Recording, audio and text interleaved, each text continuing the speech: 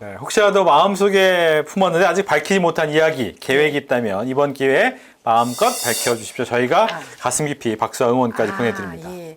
제가 이제 8년 전에 네.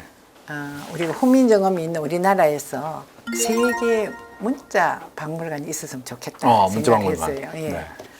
그래서 그것을 정부에 제안을 했어요. 왜냐하면 우리나라에 훈민정음이 있으니까 그렇죠. 각 나라마다 자기 나라의 문자는 그 문자 박물관이 있지만 세계 문자 박물관이 없거든요. 그래서 내가 훈민정음이 있는 우리나라에 세계 문자 박물관이 있어야 되겠다. 그래가지고 정부에 제안을 했어요. 근데 그때 그게 채택이 된 거예요. 그래가지고 그 이후에도 이제 예산이 900 뭐 몇십억이든 그래 나왔는데 네. 지난주에 거기 이제 오픈을 한 거예요. 개원했군요. 국립 세계 문자 박물관. 그 그래 이제 거기 초청을 해서 갔어요. 그게 어디냐 송도에 국제 그 기구에 거기 섰어요. 네. 뭐 공모도 하고 해가지고 국제 뭐 그것도 하고 이래가지고 그래 갔더니 거기에 탁 연역에 제일 처음 거기에 탁 훈민정음 학회에서 했다는데 거기 이제 홈페이지 보면은 원화문화재단 이사장 그리고 그 저기 이것을 처음 발의해서 됐다고 홈페이지에 딱 나와요. 그렇게 하고 지금은 뭐라냐면 훈민정음이 있는 우리나라에서 인류의 세계 언어 문자만 아니고 언어 문자 세계 축제를 이제 제안을 하려고 해요. 2026년에 네. 그래서 월드컵 올림픽과 함께 문자 축제 세계 3대 정말 축제가 되도록 그렇게 하고 여기는 다문자 다언어 그게 쭉 모여서 우리나라의 하나의 이제 용광로가 되는 거죠.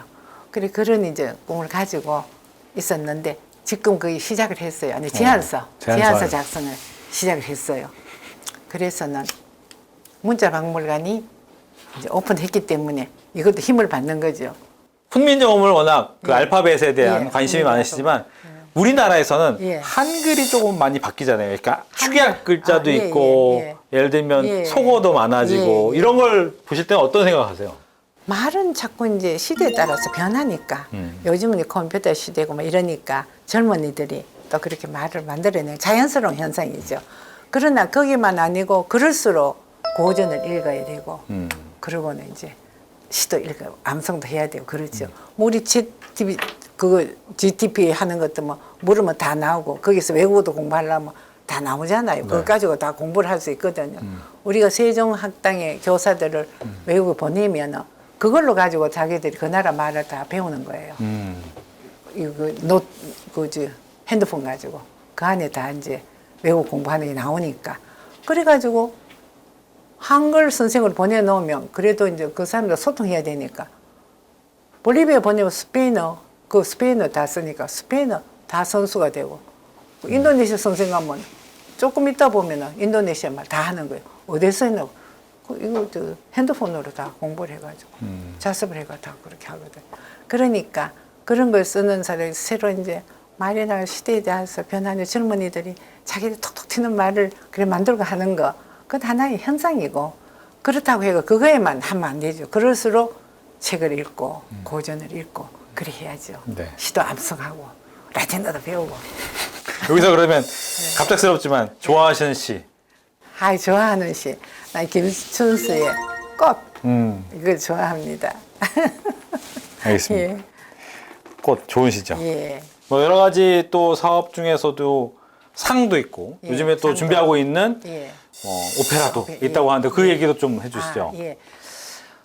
늘 이제 한글날 그렇게 이제 그 세종문화회관에서 기념식을 하잖아요. 기념식만 그냥 하고 우리가 문자 가정에 대해서 국민들하고 그렇고 모든 게 굉장히 이게 정말 감격스러운 일인데 거기에 대한 게 하나도 전해지질 않는 거예요. 그냥 뭐 일상적인 행사로 그냥 그렇게 해서 오페라를 해야 되겠다. 그것도 막 아이다처럼 그랜드 오페라를 해서 작곡을 해서 그렇게 이제 한글날 저녁에 그렇게 세종문화회관이 아닌 예술의 전당에 한글마다 계속해서 이거는 공연하고 그것이 또 외국으로 나가고 그래야 되겠다. 저는 이제 명성황후 그 뮤지컬에서 외국에 나면 늘 제가 그것이 마음에 좀 걸렸었어요. 왜 하필 큰 명성하고 시해야 되는 그것을 가지고 오페라를 해가 외국에 그렇게 나가느냐. 그래 했는데 그런 것 때문에 훈민정음은 이거는 뮤지컬이 아니라 오페라를 해서 이걸 갖다가 그렇게 음악 오페라의 작품으로 그만큼 이제 이렇게 높은 수준의 것을 해서 해야 되겠다. 그리고는 그랜드 오페라를 계속해서 공연할 수 없으니까 어린이들, 초등학생들도 그 이제 훈민정음 또는 세종대왕에 대해서 아동극, 아동 노래 하는 거 있잖아요. 네. 그거. 그리고 또 중고등학생이 할 수 있는 그렇게 이제 간단하게 하는 그런 이제 노래극이라고 할까, 뮤지컬을 할까. 작곡자 보고, 그랜드 오페라 하는 걸 하는데 이런 것도 해서 세 개를 해달라 그랬더니 아동극 이런 거 자기는 못한다는 거예요. 그러면 당신이 그 전문가들 찾아가지고 맡겨서 네. 세 개를 세트해가지고 해야지. 내가 안 그러면 그랜드 오페라만 나는 일을 못한다. 그랬더니만 그래 하겠다. 그래. 그래서 지금 막 하고 있거든요. 근데 금방 이제 내용을 그걸 써가지고 왔는데 하루 만에 근데 그래 하겠다 했다 하루 만에 써가지고 왔어. 말하는 하루만과 마찬가지라. 금방 써가지고 왔어요. 4막짜리를. 네. 이래 읽어보니까 너무 잘 쓴 거야. 야, 그 어떻게 그냥 이렇게 했냐. 아, 그래, 오페라에는 뭐, 거기에 뭐, 또 사랑이 있어야 되고, 또 이제 죽음도 있어야 되고, 뭐, 그 하는 요소가 있다는 그걸 탁탁탁탁 배치해가지고, 늘 훈민정음에서, 훈민정음 책을 내가 그래, 이리 하겠다 하고 난 후에 막, 책을 막 다 읽었대. 읽어가지고, 그래, 촥, 그냥 그래 해서가지고 왔다고, 이게 이제 마음이 드느냐. 보니까 뭐 너무 좋은 거야. 야, 이거 너무 근사하다, 내가. 이거 막, 이런 정도로 나가면 이거는 막 대히트인데, 이걸 갖다 곡을 어떻게 하느냐가 이제 당신에게 달렸다. 내가 그랬더니 그것도 자기가 이러는 건데 이걸 또 더 다듬어야 돼. 이거 시나리오 쓰는 사람 또 있대. 거기 조가 또 써받아야 된다는 거예요. 그래, 어떻든 그렇게 해가지고 오라고 이제 그래 놨고. 그 다음에 이제 외국에 내가 훈민정음 가지고 이것을 국부를 창출하고 우리 젊은이들에게 정말 일자리를 줄 수 있는 거라고 내가 늘 그랬거든요. 이것이 그냥 뭐 문문자 역할이 이게 아니라 정말 이거는 국부를 창출할 수 있는 길이고 그리고 또 젊은이들에게 정말 아이들이 뭐 헬조선 클릭가 어디서 밖에 나가보면 막 정신이 하나도 없는데 그냥 여기 앉아가 그리 있으니까 이제 그게 그렇다 이렇게 싶은 거예요. 그래서는 더 큰 꿈은 여기서 이야기하려고 하니까 좀 그렇지만 내가 말을 하자면 DMZ에 훈민정음 다리를 놔서 그래서 이제 북한으로 해서 만주벌판에서 쭉 뻗어나가도록 하는 거 그러고는 이제 DMZ를 중간에 두고 여기다가 또 북과 남에 국제도시를 만드는 거 그렇게 해서 그렇게 하는 거 그런 것도 하나의 이제 꿈이에요. 그건 아직까지 말할 건 아니지만 네. 그런 이제 꿈도 가지고 있고요. 예. 그거는 이제 세계인이 다 동참해야 되는 거죠. 음. 유엔도 동참해야 되고 왜냐하면 우리만 한다고 되는 일은 아니잖아요, 그죠? 네. 그러나 그 문자 축제 같은 건 우리만 하면 되니까 정부 제안하면 정부에서 하면 되는 거니까. 그래 어때요? 그냥 너무 멋지지 않아요? 훈민정음 가지고 그냥 우리나라를 정말 세계를 리드하는 네. 문화 대국을 할 수가 있는 거예요. 자, 여기 또 감사합니다. 원암 문해상. 문해상 그것이 이제 국제상인데 원암 이제 문해상은 결국은 문명을 퇴치하는 문자를 그저 익히는 그게 그래 찌야짜에다 1회 문해상 원암 문해상을 주려고 이번 한글날 한글날에. 예 지금 다 재단에서 준비하고 있어요.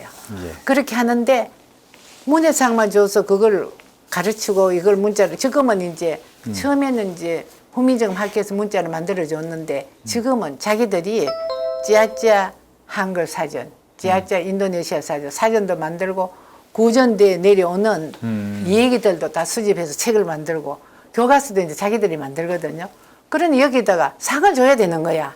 그래서 이제 찌야찌야의 한글날 문해상을 주고 문해상만 주는 게 아니고 거기다 경제공동체 마을도 만들어 주려고 하는 거예요. 왜냐하면 내가 가서 보니까 막 찌그러져 가는 집에서 앉아서 막 배틀을 놓고 천을 짜고 하는데 그 천이 얼마나 아름답게 잘 짰는지 몰라요. 그래서 내가 그거 살 때 옷을 한 벌 하는 것을 그때 돈으로 2만 원을 받더라고.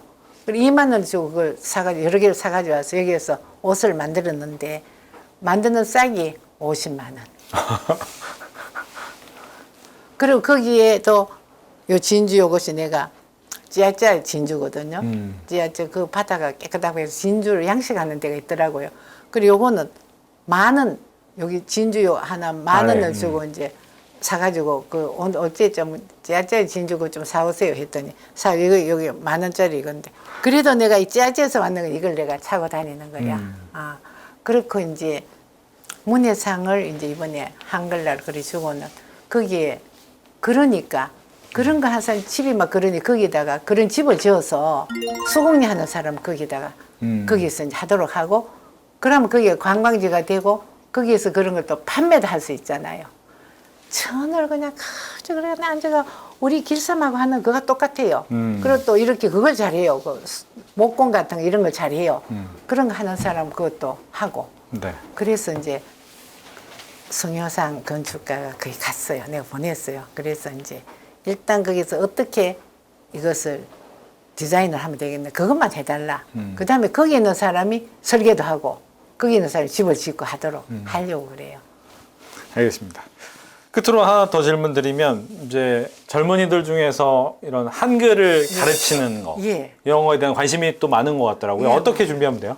아니 그게 정부에서 치는 시험이 있어요. 그러면은 그 시험을 한국어를 가르치는 그 시험이 국가 시험이 있더라고요.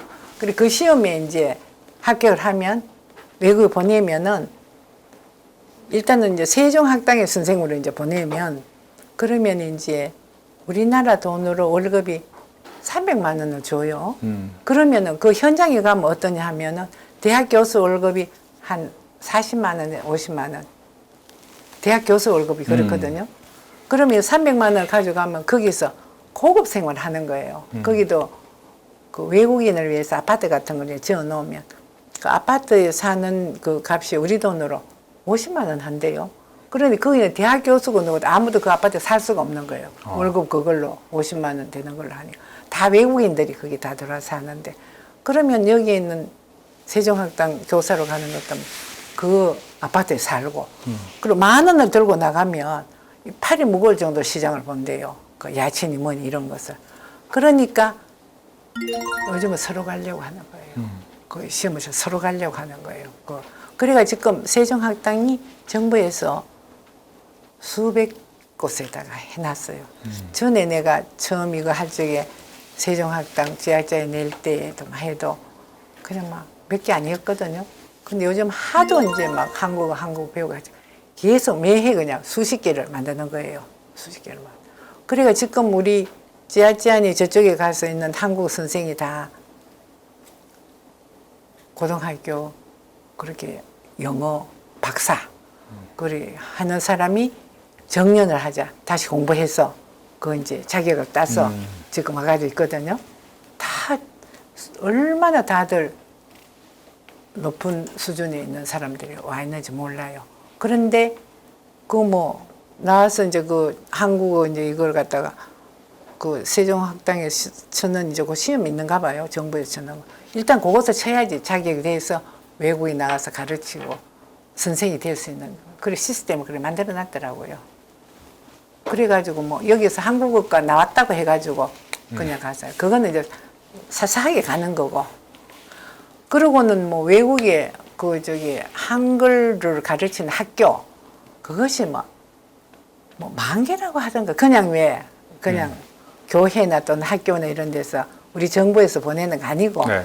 그냥 가르치는 거 있잖아요. 근데 학교가 수도 없대요. 10,000개는 그렇게 된대요. 마지막으로 예. 방송을 시청하시는 분들에게 전하고 싶은 말씀이 있다면? 항상 꿈을 가져야 된다고 싶어. 꿈. 네. 꿈을 가져서 꿈이라 하는 게 참 사람을 발전시키는 것 같아요. 꿈. 저도 이제 꿈을 쫓느라고 지금 이 짓을 하거든요. 그래서 꿈. 그러고는 자기 자신을 믿고 자기 자신을 사랑하고 자기 자신을 존중하는 것. 그게 굉장히 기본이라고 생각해요. 그러니까 남의 말을 듣고 이게 아니라 자기가 자기 자신에게 묻고 자기 자신과 대화하고 그러면서 어떤 문제가 있을 적에도 항상 누구한테 묻는 게 아니라 자기가 이걸 갖다가 깊이 생각하고 하는 거. 자기를 존중하고 사랑하고 이기적이가 아니라 그렇게 이제 하는 게 굉장히 중요한 것 같아요. 그래야지만 막 남이 하는 말에 막 흔들려서 왔다 갔다 하나 중심을 자기가 잡을 수 있는 거죠. 그래서 우리는 자기 개인이 각자가 제가 아까 최고의 가치를 자유라고 했잖아요. 그러니까 자기를 자유롭게 하는 거, 어디에 얽매이지 않고 자유롭게 하는 거. 그것을 나는 말하고 싶어. 좀 추상적일지 모르지만 그것이 인생의 길을 밝혀주는 등불이라고 생각을 해요. 그렇게 저는 살아왔습니다. 알겠습니다. 좀 더 진하게, 좀 더 딥하게 세상의 핫이슈 피플들을 모시고 이야기를 들어보는 박진영의 찐터뷰. 오늘은 원암문화재단의 이기남 이사장과 함께했습니다. 오늘 얘기 잘 들었습니다. 네.